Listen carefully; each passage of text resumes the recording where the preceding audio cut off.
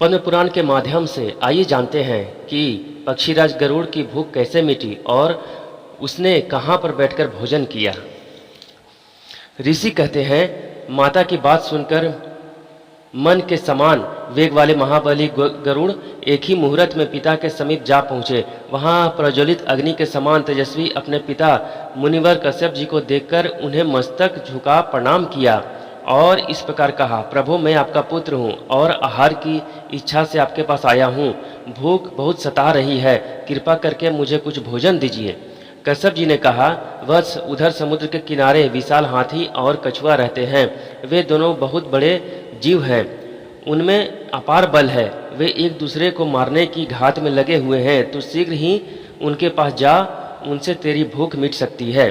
पिता के बात सुनकर महान वेगशाली और विशाल आकार वाले गरुड़ उड़कर वहां गए तथा उन दोनों को नखों से विदीर्ण करके नोच और पंजों में लेकर विद्युत के समान वेग से आकाश में उड़ चले। उस समय मंदराचल आदि पर्वत उन्हें धारण नहीं कर पाते थे। तब वे वायु वेग से 2 लाख योजन आगे जाकर एक जामुन के वृक्ष की बहुत बड़ी शाखा पर बैठे। उनके पंजा रखते ही वह शाखा सहसा टूट पड़ी।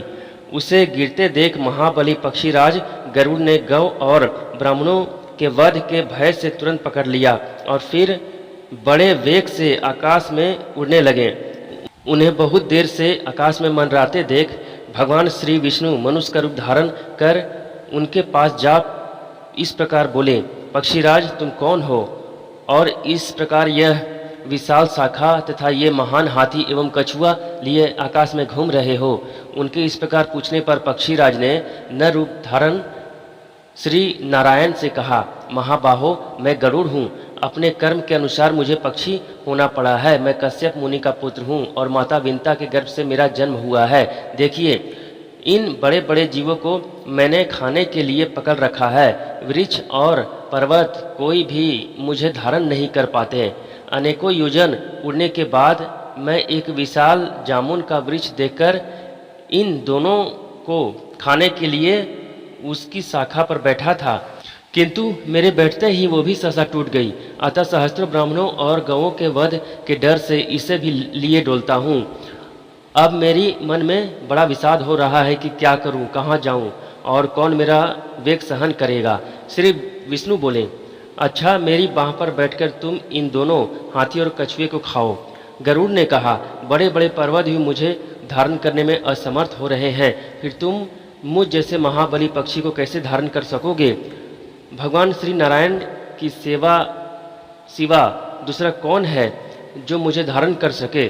तीनों लोकों में कौन ऐसा पुरुष है जो मेरा भार सह लेगा।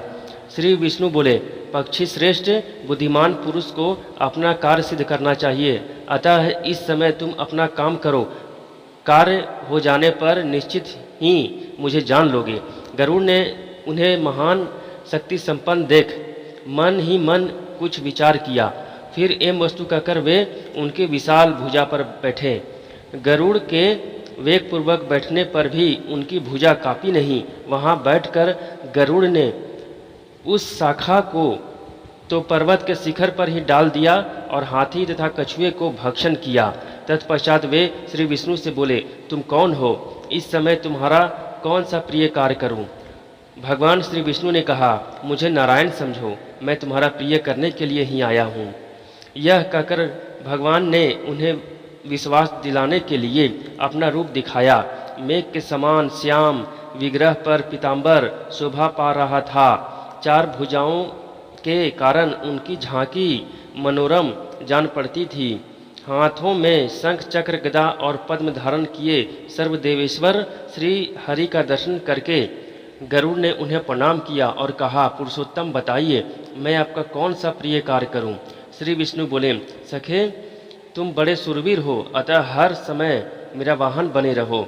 यह सुनकर पक्षियों में श्रेष्ठ गरुड़ ने भगवान से कहा, देवेश्वर आपका दर्शन करके मैं धन हुआ, मेरा जन्म सफल हो गया। प्रभो मैं पिता माता से आज्ञा लेकर आपके पास आऊँगा। तब भगवान ने प्रसन्न होकर कहा, पक्षीराज तुम अजर अमर बने रहो, किसी भी प्राणी से तुम्हारा वध न हो। तुम्हारा कर्म और तेज मेरे समान हो, सर्वत्र तुम्हारी गति हो, निश्चय ही तुम्हें सब प्रकार के सुख प्राप्त हो, तुम्हारे मन में जो जो इच्छा हो सब पूर्ण हो जाए, तुम्हें अपनी रुचि के अनुसार श्रेष्ठ आहार बिना किसी कष्ट के प्राप्त होता रहे, तुम शीघ्र ही अपनी माता को कष्ट से मुक्त करोगे। ऐसा कहकर भगवान श्री विष्णु तत्काल अंतर्ध्यान हो गए। गरुड़ ने भी अपने पिता के पास जाकर सारा वृत्तांत कह सुनाया।